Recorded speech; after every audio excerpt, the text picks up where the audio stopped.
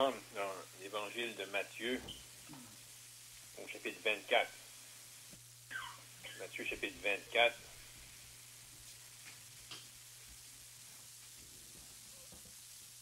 Et on pourrait peut-être lire à partir du verset 7. Une nation s'élèvera contre une nation, et un royaume contre un royaume.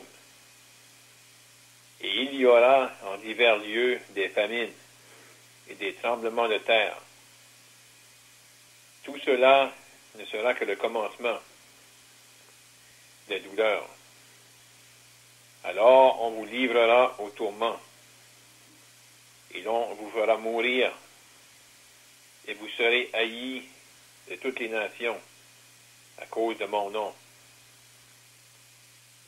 Alors aussi plusieurs succomberont, et ils se trahiront, se haïront les uns les autres. Plusieurs faux prophètes s'élèveront, et ils séduiront beaucoup de gens. Et, parce que l'iniquité se sera accrue, l'amour du plus grand nombre se refroidira. Mais celui qui persévérera jusqu'à la fin sera sauvé. Cette bonne nouvelle du royaume sera prêchée dans le monde entier pour servir de témoignage à toutes les nations. Alors viendra la fin. C'est pourquoi, lorsque vous verrez l'abomination de la désolation dont a parlé le prophète Daniel, établi en lieu saint, que celui qui lit fasse attention. Alors que ceux qui seront en Judée fuient dans les montagnes, que celui qui sera sur le toit ne descende pas pour prendre ce qui est dans sa maison, et que celui qui sera dans les champs ne retourne pas en arrière pour prendre son manteau. Malheur aux femmes qui seront enceintes et à celles qui allaiteront en ces jours-là. Priez pour que votre fuite n'arrive pas en hiver, ni un jour de sabbat, car alors la détresse sera si grande qu'il n'y en a point eu de pareil depuis le commencement du monde jusqu'à présent, et qu'il n'y en aura jamais. Et si ces jours n'étaient abrégés, personne ne serait sauvé. Mais, à cause des élus, ces jours seront abrégés. Si quelqu'un vous dit alors, le Christ est ici, ou il est là, ne le croyez pas, car il s'élèvera de faux Christ et de faux prophètes. Ils feront de grands prodiges et des miracles, au point de séduire, s'il était possible, même les élus. Voici, je vous l'ai annoncé d'avance. Si donc on vous dit, voici, il est dans le désert, n'y allez pas. Voici, il est dans les chambres, ne le croyez pas. Car comme l'éclair part de l'Orient et se monte jusqu'en Occident, ainsi sera l'avènement du Fils de l'homme. En quelque lieu que soit le cadavre, là s'assembleront les vautours.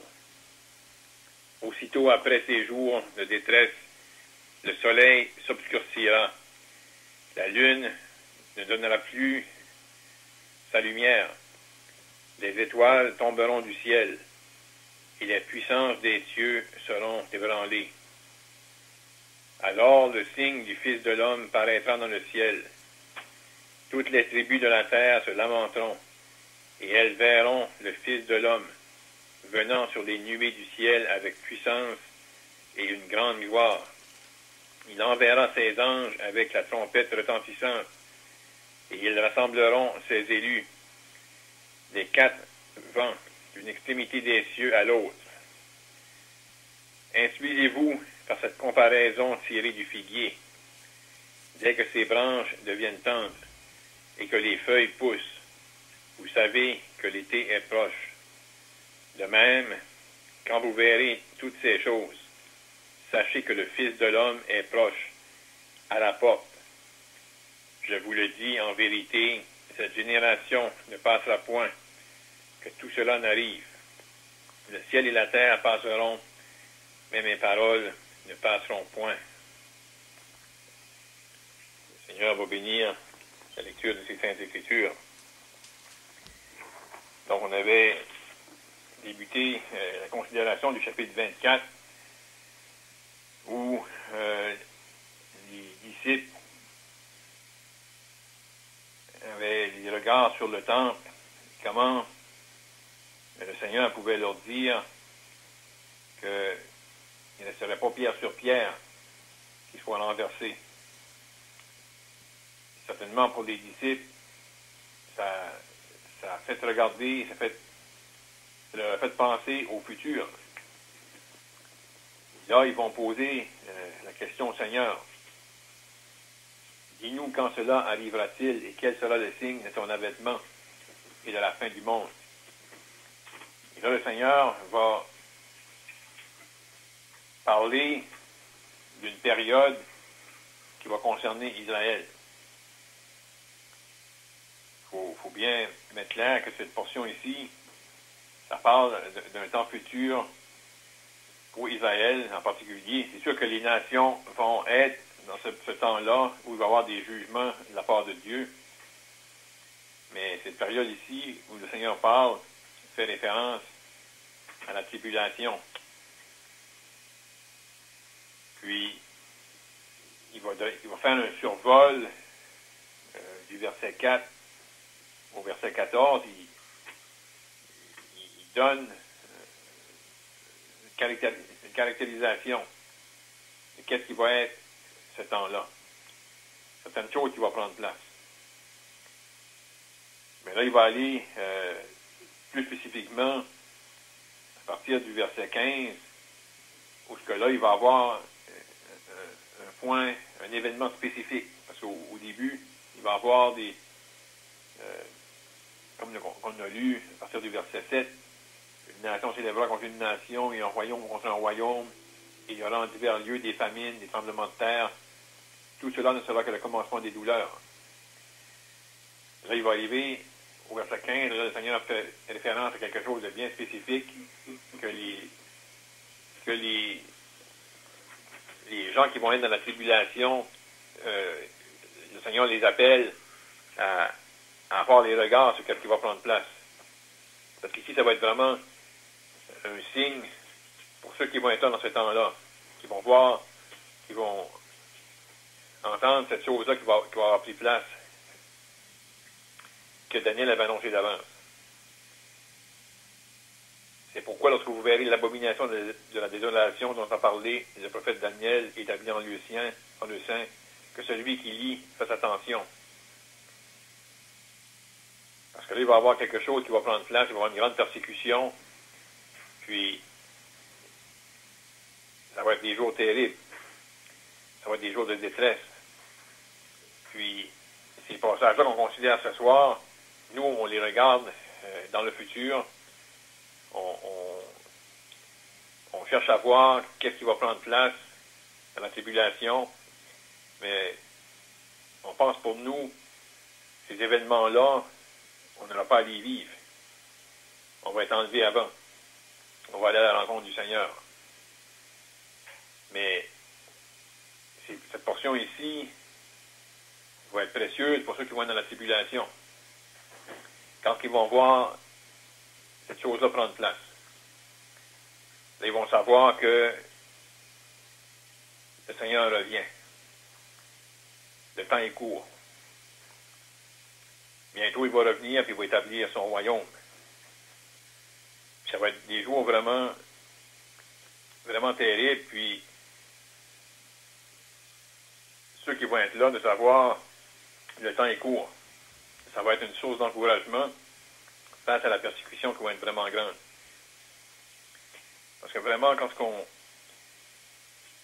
on lit, puis nous, on sait qu'il y a eu des choses qui ont été faites sur la terre, même après que le Seigneur a prononcé ces choses. On sait que le peuple juif a connu des grandes détresses. Puis, il n'y a pas si longtemps, on pourrait connaître des gens qui ont passé à travers ce que les Juifs ont connu sous l'emprise d'Hitler. Il y a eu une grande persécution, il y a eu des grandes souffrances. Et quand ce qu'on lit au verset 21, alors la détresse sera si grande qu'il n'y en a point eu de pareil depuis le commencement du monde jusqu'à présent et qu'il n'y en aura jamais. Et que si ces jours n'étaient abrégés, personne ne serait sauvé. Mais à cause des élus, ces jours seront abrégés. Il va y avoir des gens qui vont être sauvés dans la tribulation, qui vont être là pour lorsque le Seigneur va revenir, pour établir son règne. Et eux vont entrer dans leur royaume. Mais ici, le Seigneur mentionne que si ça n'avait pas été du fait que les jours ont été abrégés, personne ne serait sauvé, dans le sens que tout le monde aurait connu la mort. Tellement la persécution va être grande. Ça va être des jours terribles. Puis là, il est en garde sur ce qui va prendre place, parce qu'il va y avoir des prodiges qui vont être faits, même si ça a été possible, de séduire, même si c'était possible, les élus. Donc, il va y avoir des choses qui vont prendre place dans ce temps-là. Mais c'est une parole d'encouragement, d'exhortation, puis une parole d'être vigilant pour ceux qui vont être dans ce temps-là, face au retour du Seigneur pour établir son règne.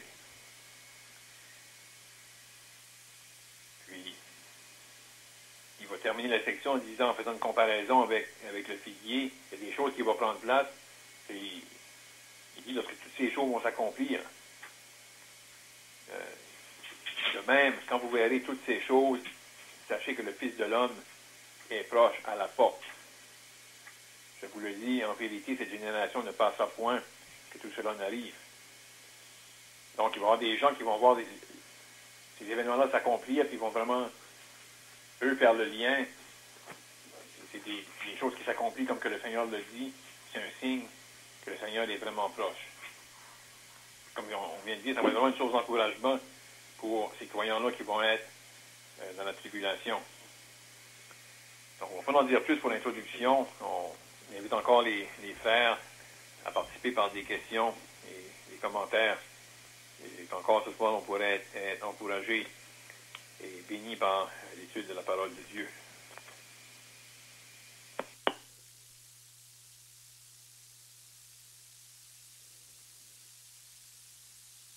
J'ai dit 7, là. Une nation s'élèvera quand une nation et un royaume quand un royaume. Pensez que c'est pas une seule nation. Pensez que les nations et les royaumes, ça va s'affronter.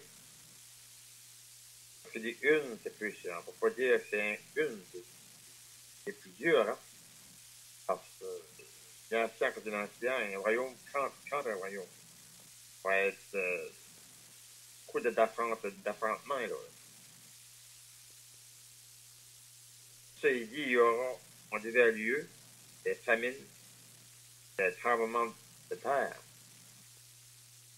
On peut penser à ça aujourd'hui, c'est vrai qu'aujourd'hui, il y a beaucoup de gens qui ont des famines, qu'il y a des tremblements de terre. Là, ici, ils vont avoir des tremblements de terre terribles. Plus qu'on l'a à ça, on peut dire que les tremblements de terre vont être plus forts qu'à ça.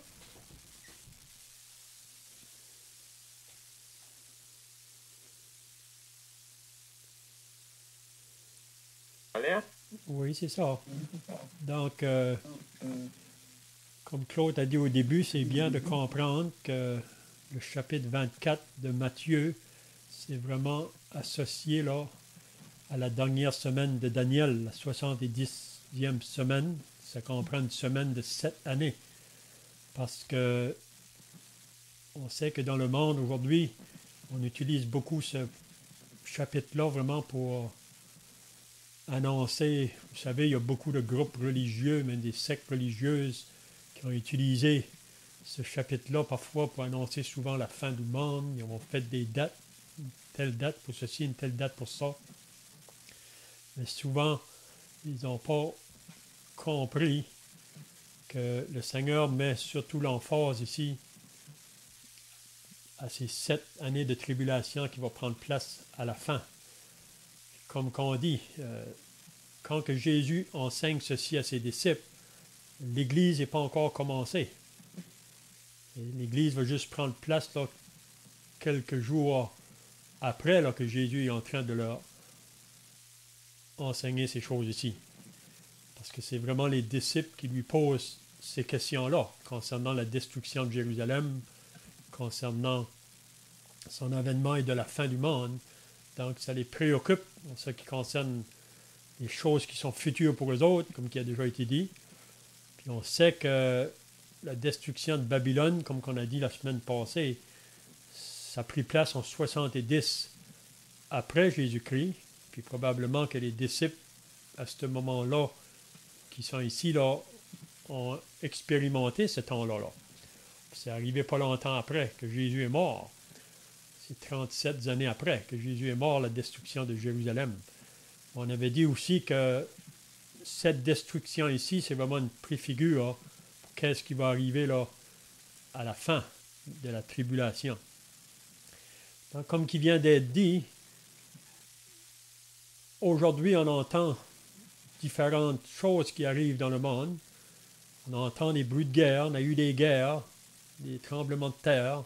On entend ça ici et là, mais ça touche seulement parfois un coin du monde.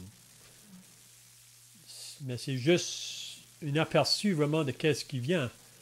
Mais parce que dans ce temps-là de tribulation, ça va être plus intense, ça va être beaucoup plus fort. Oui. Donc, qu'est-ce qu'il faut bien comprendre aussi, c'est que ce temps-là ne peut pas prendre place avant, c'est ça qu'on lit dans 2 Thessaloniciens, là, avant que l'apostasie et l'homme du péché s'est présenté là. Parce qu'avant que Jésus vienne établir son règne sur la terre, il faut que ces deux choses-là prennent place.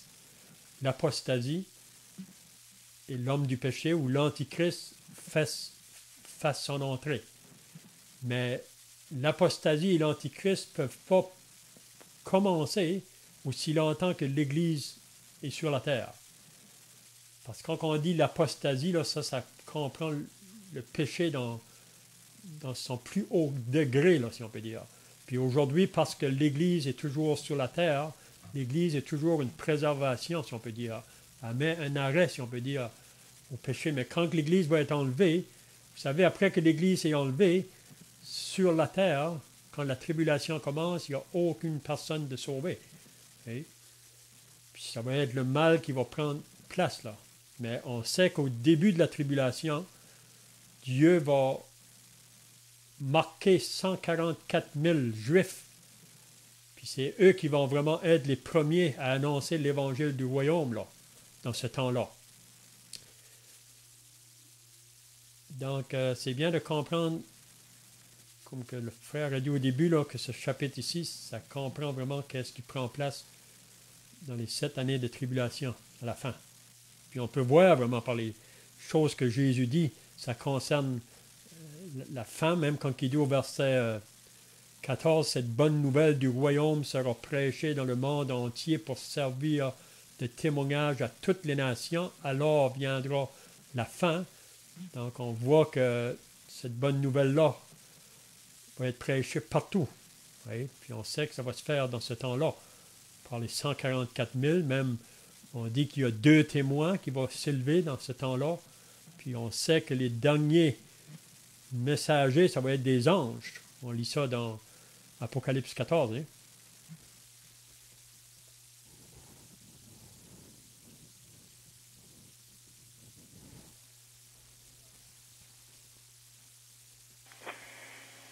Quand je parle des royaumes, ici, de verset 7, là, c'est-tu quelque chose qui a déjà arrivé, ça, les guerres, quand il y a eu les 2 grandes guerres, là, c'est petit que ces choses-là? Ça se peut-tu c'est ça qui a déjà arrivé?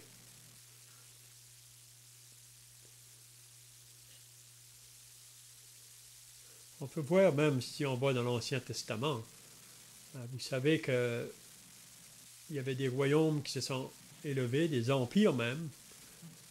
Il y a 4 empires qu'on peut voir qui s'est élevé, l'Empire romain, l'Empire des Mèdes et des Perses, l'Empire grec, l'Empire romain. C'était vraiment des royaumes qui se sont levés. Puis il y a eu même des guerres entre ces royaumes-là. Puis ça a toujours été vraiment. Parce que l'homme veut toujours être dominant ou dictateur. Donc c'est pour ça souvent que les guerres se font. C'est toujours dans le but du gain, dans le but de vouloir dominer. Hein?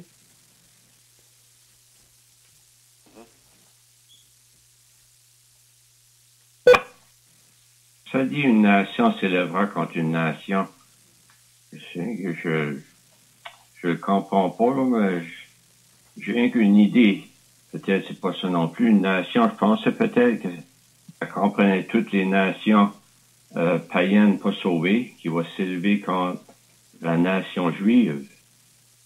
Puis le royaume, pensait que c'était le royaume satanique, le royaume du diable, contre le royaume de lumière, contre le royaume de Dieu.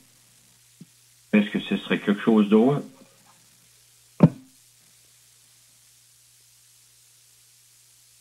Oui, vraiment, qu'est-ce qui va prendre place à la fin de la tribulation, c'est que toutes les nations de la terre vraiment, vont se rassembler avec, surtout 10 nations qui vont se rassembler là, avec l'Antichrist pour faire la guerre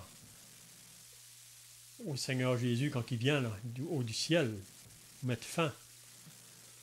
Donc les 10 nations, ça représente vraiment les 10 orteils de la statue de Nebuchadnezzar. Là. Okay? Donc c'est le dernier royaume qui va régner vraiment à la fin. Là. Donc ils vont tous se mettre ensemble pour faire la guerre à Israël. Parce qu'Israël, il ne faut jamais oublier que c'est toujours le peuple de Dieu, même si que Dieu l'a mis à côté pour ce moment ici, là, pendant la dispensation qu'on est dedans. Après que l'Église est enlevée, Dieu reprend de nouveau à travailler avec Israël. Puis toutes les promesses qu'il nous a faites, il va les accomplir. Donc, il y a beaucoup dans le monde aujourd'hui qui pensent qu'Israël a été rejeté, que Dieu ne va plus faire affaire avec eux. C'est faux. Si on lit dans Romains 9, 10 et 11, il nous explique ça bien clair, que Dieu va reprendre de nouveau avec Israël. Donc, à la fin de la tribulation, Israël va être placé au mur quand que toutes ces nations-là vont se lever là, avec l'Antichrist pour lui faire la guerre. C'est là qu'ils vont crier à Dieu. C'est là que Jésus va sortir du ciel avec son armée pour venir faire la guerre à l'Antichrist, c'est le faux prophète. Hein?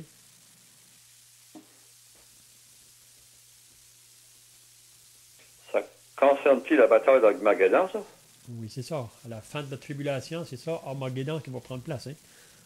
On lit ça dans l'Apocalypse. OK. La Chine va être mêlée là-dedans parce que les autres, ils peuvent fournir beaucoup d'hommes, là. C'est possible.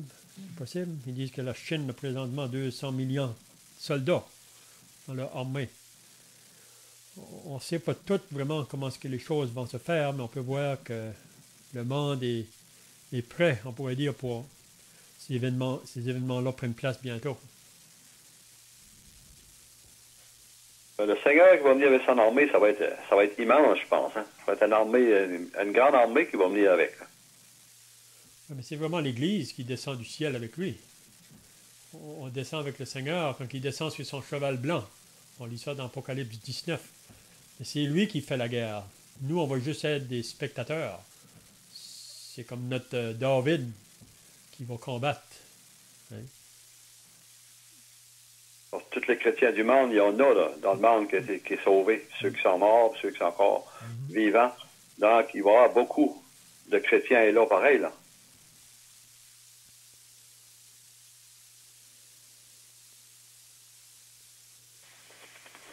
On parle dans ces jours-là aussi, dans la tribulation, comme notre frère Léon vient de mentionner, Dieu va commencer à travailler avec Israël. Il va aussi avoir des jugements envers les nations. Et ce qu'on pense ici, lorsque le Seigneur a donné l'enseignement aux disciples, le livre d'Apocalypse n'était pas encore écrit. Mais le fait qu'on vient de mentionner que cette portion ici fait référence à la dernière semaine de Daniel, qui est décrite dans le livre d'Apocalypse. On a beaucoup de détails. Ici, qu'on lit ça, on va voir des grands jugements. Il va y avoir beaucoup de mortalité. Il va y avoir des grands fléaux. Puis la réaction générale du monde sous le jugement, c'est il n'y aura pas de repentance. Ils ne vont pas se repentir. De façon générale, il y en a qui vont se repentir. Mais on trouve souvent l'expression « ils ne se repentirent pas ». Mais à travers ça, Dieu veut aussi travailler avec Israël pour les amener au pied du mur. Puis de passer dans la tribulation avec l'Antéchrist sur la terre. Puis comme que c'était mentionné, le Saint-Esprit qui a été enlevé avec l'Église, c'est le mal qui va régner. Puis là, tu as un petit point sur le globe, un petit morceau de terre, où il y a un peuple qui dit que ça leur appartient, qu'ils sont le peuple de Dieu. Il va y avoir une haine envers ce peuple-là, comme il l'a eu à travers les âges. Mais il va y avoir un acharnement contre ce peuple-là, pour essayer de le détruire. Mais là, c'est là, accolé au pied du mur, que le Seigneur va revenir pour les délivrer. Puis là, ça va être un jour de gloire pour le Seigneur. Moi, j'ai toujours pensé, que quand le Seigneur Jésus, avant d'y aller à la cour, les Juifs ont dit que son sang retombe sur nous, sur nos enfants. Et moi, ça m'a toujours fait penser que lorsque la guerre a été pas la troisième guerre, mais la deuxième guerre mondiale avec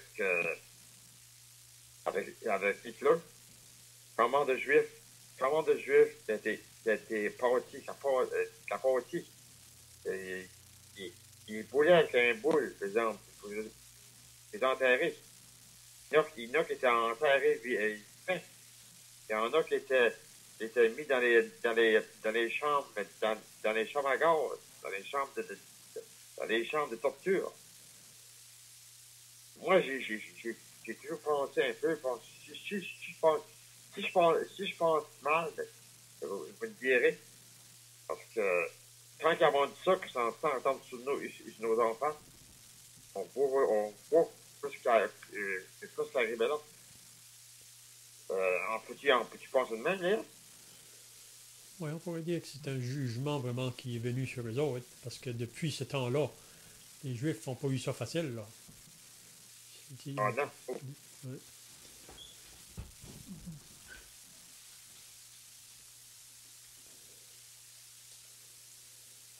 Donc, si on va jusqu'au verset 14, 15, et comme on a dit, là, jusqu'au verset 14, ça c'est vraiment la première partie.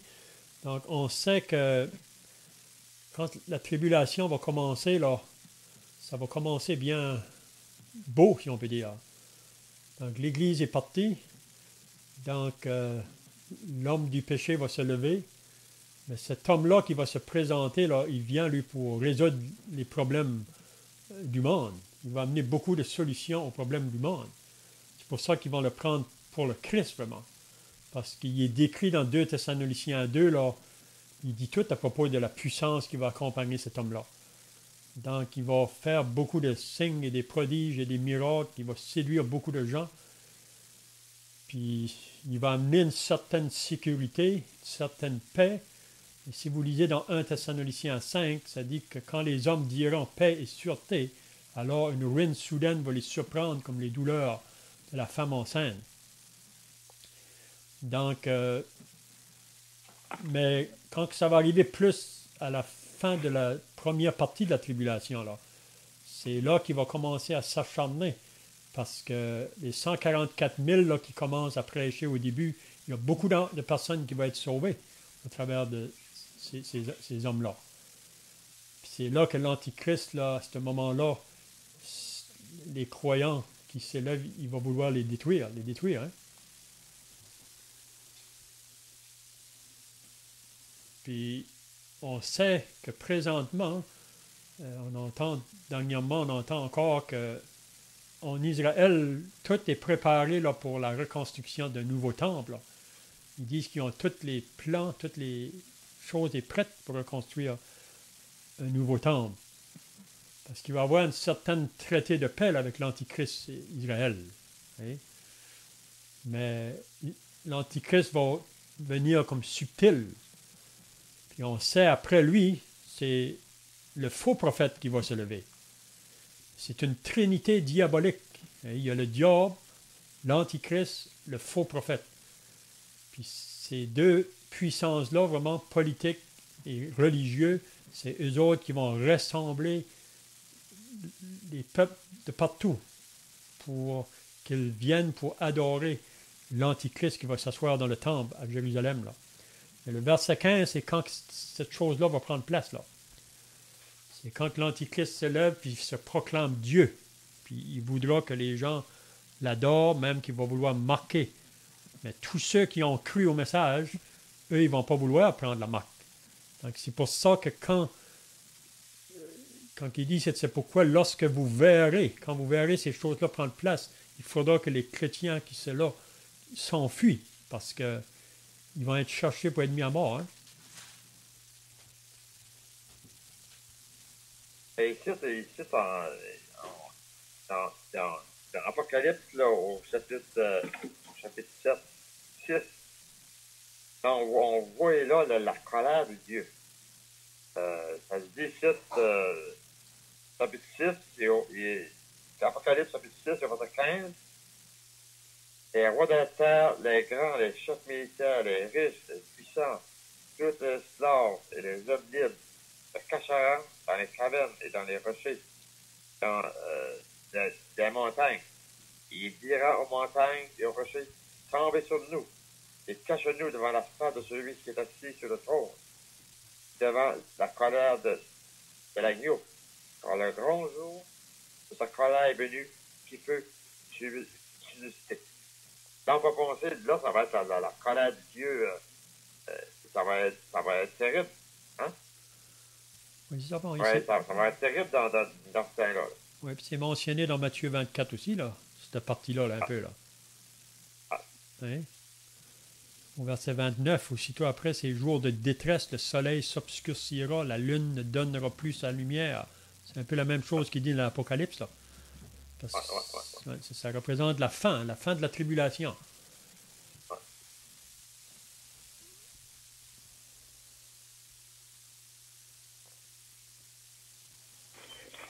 Donc, Daniel, au chapitre 9, verset 27, il parle du dévastateur. C'est-tu le diable, c'est le dévastateur, Léa? Oui, c'est ça. Daniel vraiment nous dit ça vraiment dans son livre, vraiment. Qu'est-ce qui va prendre place dans cette dernière semaine là, qui va prendre place.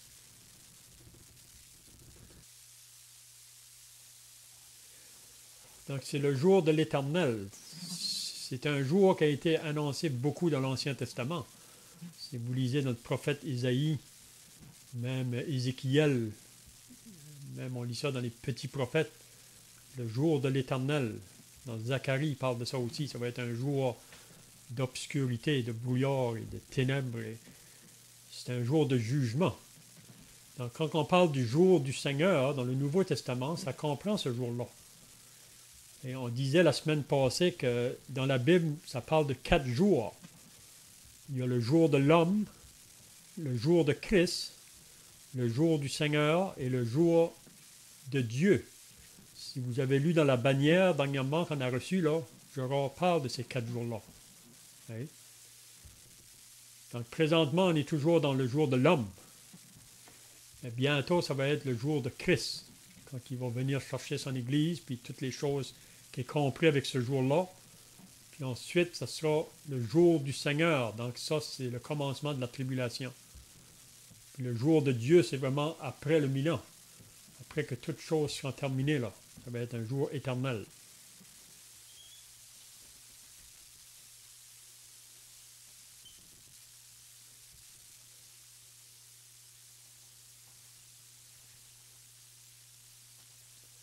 Et vous savez qu'à la fin de la tribulation, après que Jésus aura fait la guerre à l'Antichrist et le faux prophète, il va les détruire, il va les jeter dans l'étang de feu et de soufre. Juste après, il va y avoir le jugement des nations. Ça, on va voir ça au chapitre 25. Là. Le jugement des nations, ça va se faire juste avant que Jésus établisse son royaume. Puis vous vous rappelez qu'il va y avoir ceux à sa droite, ceux à sa gauche. Ceux à sa droite, ce sont les brebis. Ceux à sa gauche, ce sont les boucs. Donc les brebis, ce sont ceux vraiment qui auront cru en lui pendant la tribulation. C'est eux qui vont rentrer dans le règne de 1000 ans. Mais les boucs, les autres, c'est ceux qui auront refusé de croire en lui. Ils vont être jetés vivants, ça dit, dans les temps de feu.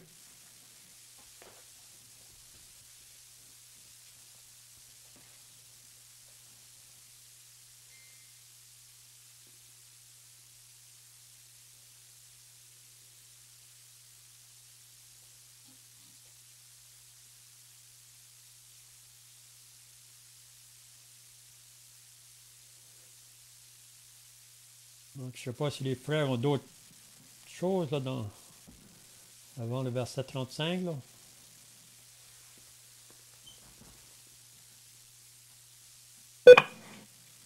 Verset 13, là, quand il dit, mais celui qui persévérera jusqu'à la fin sera sauvé. À ce moment-là, est-ce qu'il va devoir persévérer par la foi? Il n'y aura pas, probablement pas le Saint-Esprit comme que nous autres en avons aujourd'hui, hein?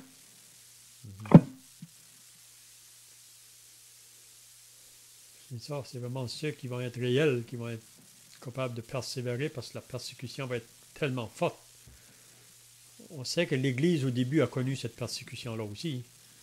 Mais là, ça va être vraiment là, quelque chose qui n'aura jamais été vu dans toute l'histoire.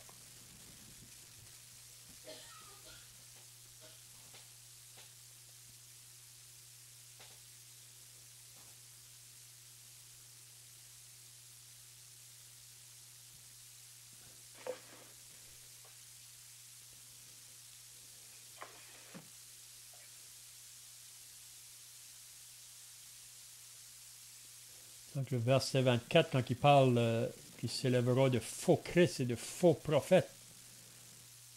Donc on sait que ça a toujours été dans l'histoire, vraiment. Il y a toujours eu le faux qui s'élève.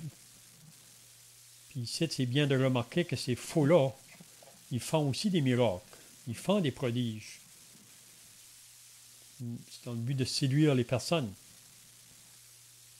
Et c'est seulement ceux qui vont être réels, qui vont être capables de les discerner, là, qui ne seront pas séduits par les autres.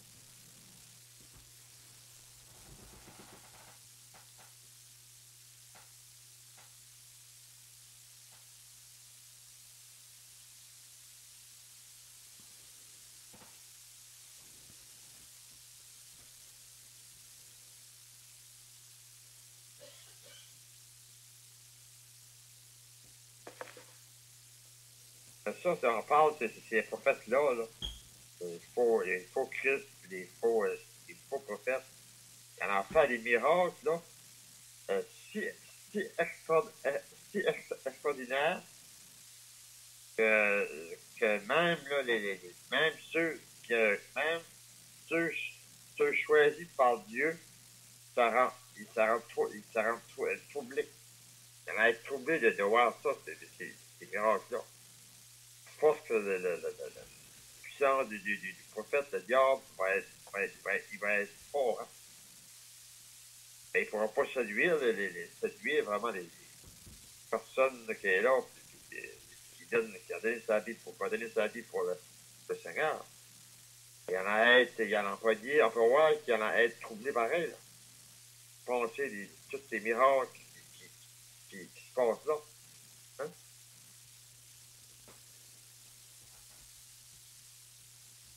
2 Thessaloniciens, verset 2, chapitre 2, verset 11, là. Aussi Dieu leur envoie une puissance d'égarement pour qu'ils croient au mensonge. Hein? Parce que cite-là, l'apparition de cet impie se verra par la puissance de Satan. Donc, Dieu va les envoyer une puissance d'égarement pour qu'ils croient au mensonge.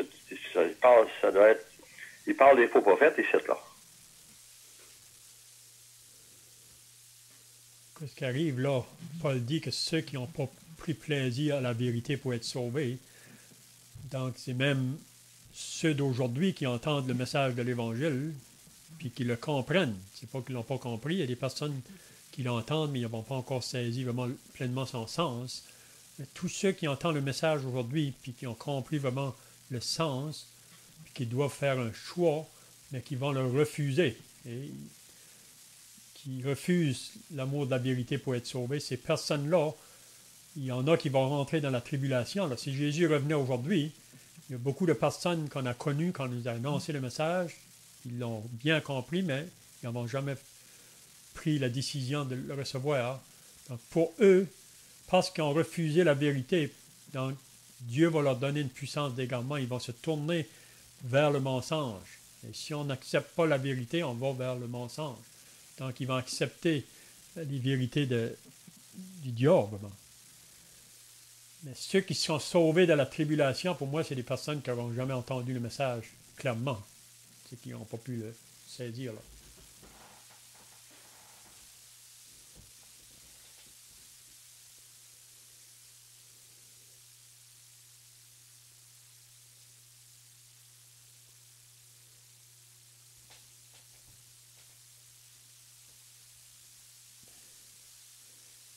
Donc, quand Jésus va paraître, ça va être très clair. Quand son avènement prend place, là, ça va être clair. Même ça dit dans l'Apocalypse, au chapitre 1, verset 7, que tout œil le verra.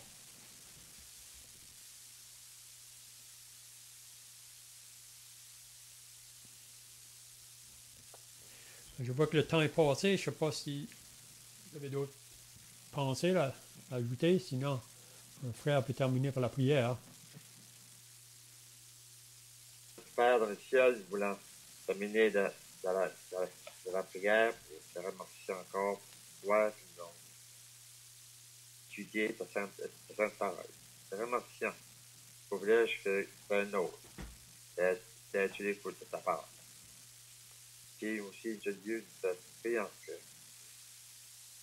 jour de Dieu, jour quand il va arriver, ou que, avant que ce jour est proche, ton Fils, il va venir ici pour chercher tous ceux qui ont été sauvés. Avant de Dieu que, par nous dit, que tous les gens soient sauvés, en viennent à la connaissance de la vérité. Avant de Dieu que ton Fils venu sur terre, celui qui est mort, parcours pour nos péchés. Et aussi, nous te prions pour tout un cas de prière qui a monté vers la troupe. Prions afin que sauve des âmes. Prions aussi pour les gens de notre famille, nos enfants, nos petits-enfants, sont tous devant toi. Prions pour aussi la famille Baudin, pensant à Alain, pensant à la famille Émile Baudin aussi, ses enfants, ses frères, ses sœurs, ses petits-enfants, pensant à Céline Genet aussi, pour cette famille. Et aussi, mettons tout devant toi, ceux qui, ce Dieu que tu es fonctionné à toi. Hein, sauve des âmes. Je sens de Dieu, ta parole est là, Dieu pour nous convaincre à propos de l'état des pauvres pécheurs. J'avance de Dieu pour tout le monde, que Dieu connaisse la vérité à propos de ce grand salut. Ton Fils a souffert à la cour, a donné son sang, tient à voir la vie. C'est le bien de Dieu que tu nous as donné. Je te remercie. Jamais, Dieu, personne qui a cru ce qu'un Dieu sauveur va périr. Que ce qu'un Jésus est mort à notre place. Prends en grâce de Dieu, de bénissant, en précieux, ton Fils, le Seigneur Jésus. Amen. Amen.